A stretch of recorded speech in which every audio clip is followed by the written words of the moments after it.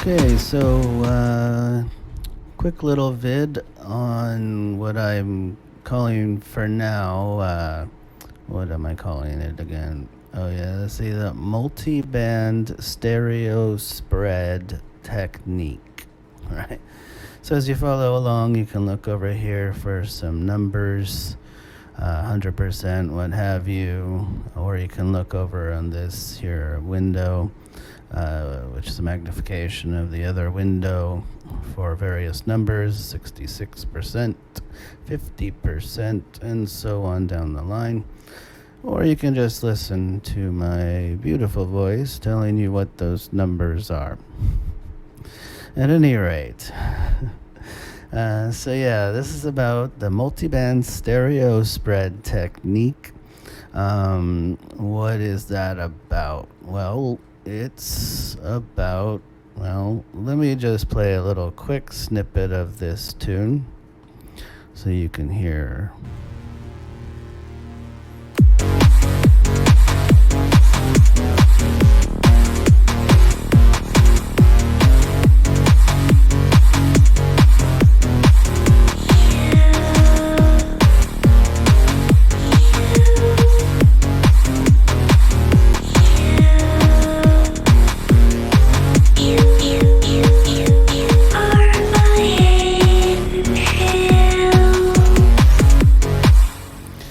Okay, yeah, we could keep going. It's, it's a full tune. But let's just go ahead and get into this, shall we? So, yeah, the bass drum, for example. The bass drum, we have a Maximus. This, by the way, is, let me get this right, it's a multi-band compression VST. Native to FL Studio. One of the nifty things about this one is it also comes built in with a sort of stereo spread through the various bands. So in this case, for example, I have the low frequencies of the bass drum pushed 100% into the middle of the stereo field, whereas the mid frequencies, that is between 200 hertz and 300 hertz in this case, the default settings of this plugin, they are just kept right there where they would be originally, and the high frequencies above 3000 hertz, 3 kilohertz, those are pushed all the way 100% into the stereo field. So very wide, and the master is kept in the middle. So yeah, that's the idea here, is we're taking all those lows and pushing them straight down the middle. And the mids, those are just being left alone, so nice and regular width. And the highs, like, mostly the transients in this case, are going to be all the way to the very ends of the stereo field. So we get this nice wide bass drum sound.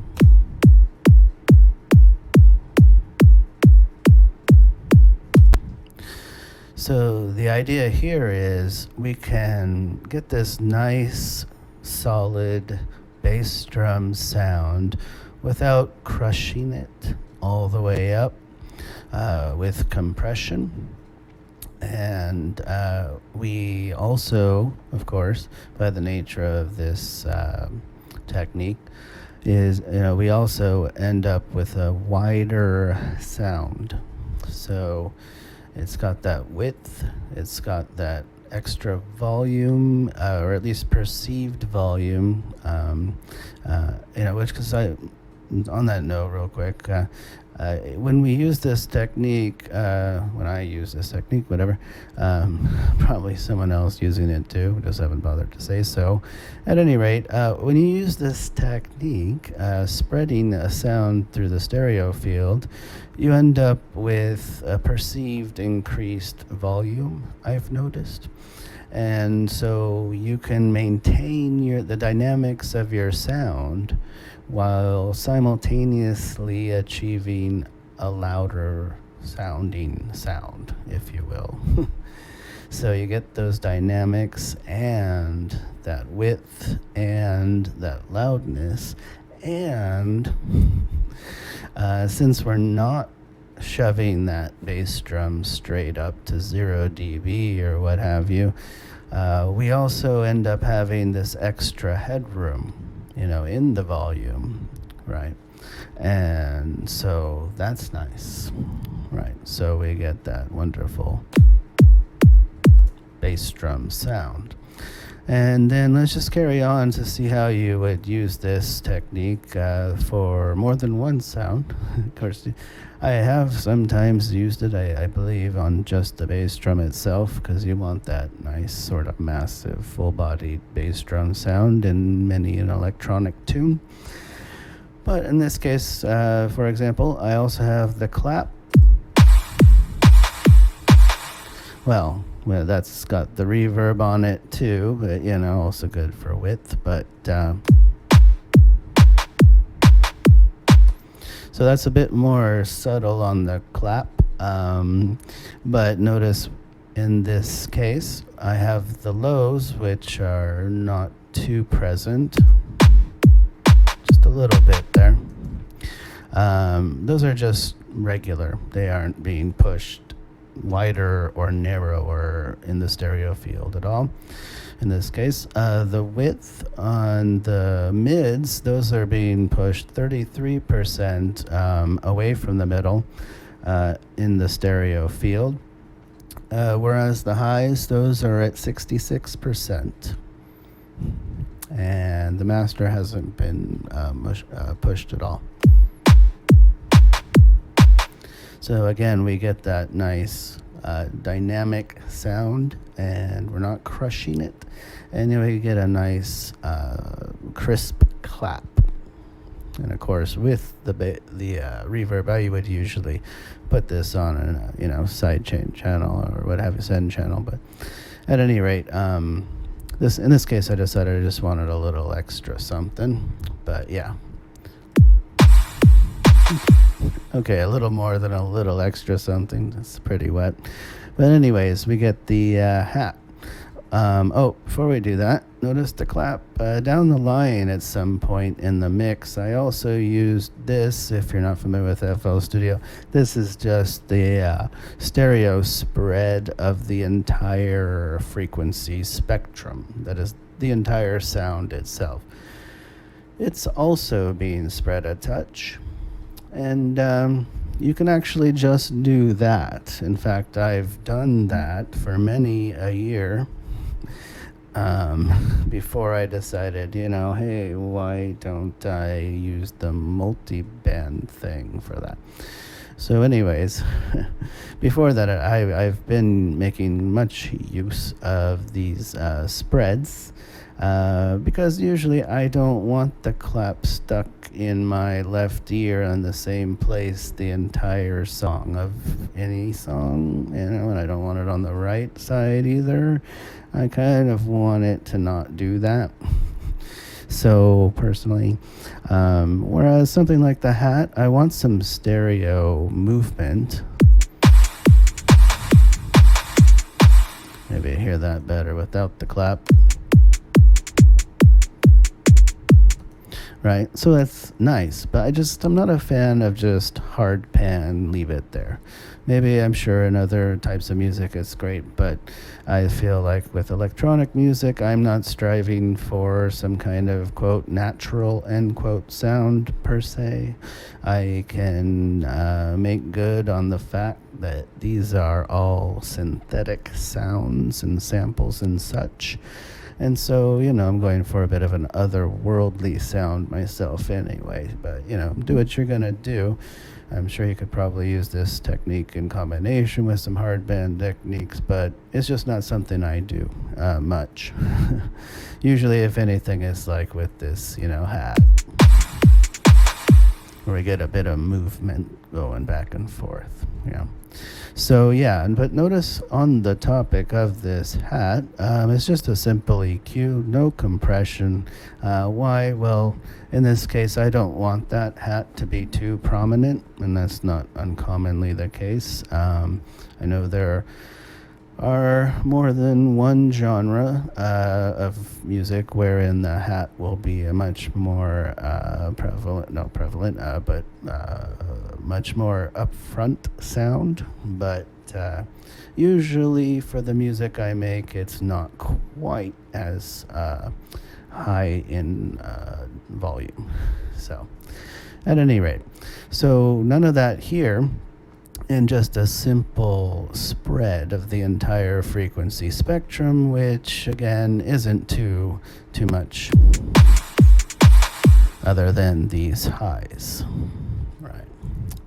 So yeah, now here's one where the sub, that is the sub bass, I'm actually using this spread technique on this sub bass, even though usually I might not. Usually I might just push that more central, right? More to the middle of the stereo spectrum. However, in this case, I actually ended up using this, the Selena. It's from the Arteria sort of package of synths. At any rate, it's nice because you can get these almost sine wave type sounds. Not quite as simple as that, but with a little finessing here and there anyways, you get, something that's nice, simple, but not quite as simple. So yeah, you heard that. Sub just ever so subtly there. Or should I say subtly? Huh. Okay, I'll stop. Oh dear, I'm gonna stop laughing now. Okay. Yeah. 75% for the subs. That is the low frequencies, 200 hertz or lower. Notice that's not pushed quite so hard as the bass drum. And that's for a reason. I don't want to push all of the different EQ ranges of every single sound to the same places in the stereo field. So what I'm doing, instead of the panning this way and this one over here and that one over there, this one, I'm using the stereo spread in a rather similar way, right? Except I'm doing it with the low, the mid, and the highs for every sound to which this technique is applied. That rhymed. Okay. So anyways, yeah, and so that's the idea here. So yeah, the lows in this case, 75%, not a complete 100% overlap with the bass drum, which was 100%. The mids are right down the middle. You're still going to use EQ and such to deal with any overlapping frequencies if or when need be the case. Not just always, because you could. But yeah, 75% in this case for the highs, and that gives us a nice wide sound for that sub. And yet, the sub frequencies that give it its name are nonetheless, yes, quite in that middle of the stereo field. Now, going down the line again, we have the bass in this case, and though usually I would go otherwise, I would have put that multiband stereo spread technique on the bass, but in this case I did not.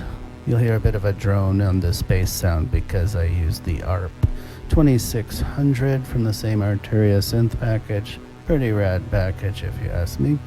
At any rate, yeah, and this is that.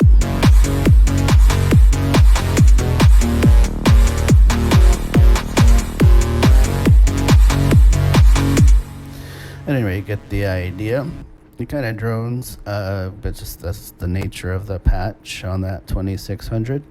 Yeah, there's nothing going on with that one as far as stereo spread, not even here.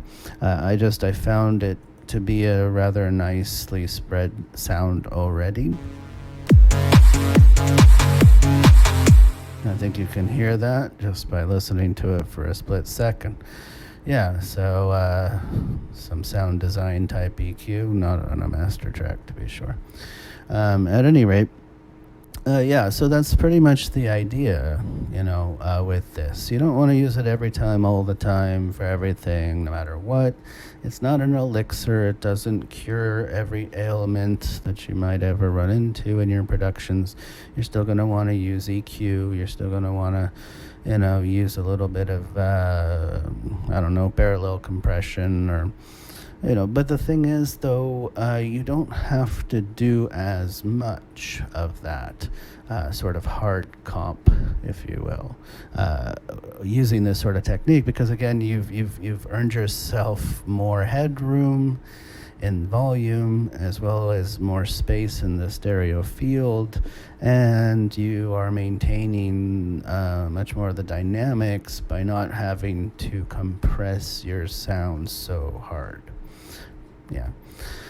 So yeah, cool. And then just going down the line a bit, this is an example where I used in the arpeggiation a bit of the multiband compression, as well as quite a not just a tad of the full stereo spread knob over here. So that's the ARP here. Let's get that set up for you so you know what I'm talking about. Just put it over here.